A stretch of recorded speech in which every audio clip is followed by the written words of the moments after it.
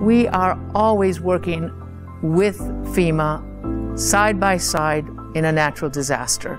We coordinate resources, we coordinate funding, we coordinate efforts between the state and also HUD and Department of Interior. So FEMA is the core, and once they come in and assess the natural disaster and analyze the amount of damage that has occurred, immediately the coordination of benefits occurs between FEMA and SBA.